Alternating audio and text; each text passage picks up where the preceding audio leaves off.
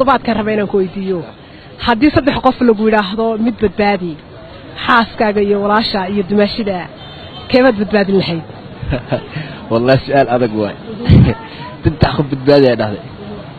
xaaskayga walaashii iyo dumashidii dumashida xaka ay geeni xaaska macnaha faatir dhan ay soo jeclaa xaaska kala mid daacad iyo mid daacad ahna kala jiro ma xaaskaaga ku degan carruurta ku dhashay walaasha hooyada iyo aabaha dhaleen okay laba ma la badbaadin karaa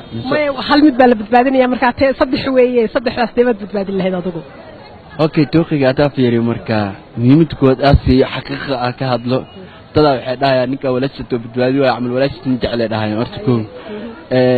bulshada qaarna waxay ku leeyihiin ninkan xaaskiisa haduu badbaadi waa xaasko banacbaya waayo waa midda ragnimada ay cadeyso ko inaanin jir ah tahay ama ninka ragga ma iska noqday ee xaaska ka dhigto waxa ogaa kartaa marka ciyaar ay ku dhashay inaan rag tahay oo buux ah markaas la ogaa karaa qofkaas marka ragnimada banaanka soo dhigay horta laakiin waxa waajib ku ah inaad badbaadiso xaaska inaad badbaadiso waajib ah magacaaga ku bilaabaya bari waran magacayga Cabdulle Hashim ay maxaa laga hadlay wax laga hadlay ishaan ka hadlay waxaan inaan ku salaamo marka hore bulshada iska waran fiican tahay xaalkaaga waan fiicanahay bakaas su'aasha marka u xiisa qabtaa su'aasha deegaan mu faahfaahsan su'aasha rabaad inaan ku sheego su'aasha toddobaadka rabaa inaan ku weydiiyo saddex qof walaasha iyo dumaashida iyo xaaskaaga hadii lagu mid badbaadi teebad badbaadin lahayd dumaashida dumaashida walaasha dhanay haysa Soomaalihan aniga dumaashida badbaadin lahaa xaga hablaha naxariis badan waxaan isleeyahay ballantana waxaan rabaa inaan su'aasha weydiiyo ninkaaga dan su'aasha hore horta magacaaga ii sheegayaan Nama Abdullah nimcayeen haddaan su'aal ku weydiiyo ninkaaga iyo walaalka iyo dumaashiga keebad badbaadin lahayd lagu mid qaado walaalkay badbaadin sababta walaalkay ay fiican sana raakaas ما ninka caruurta dagaal kala taga ma aha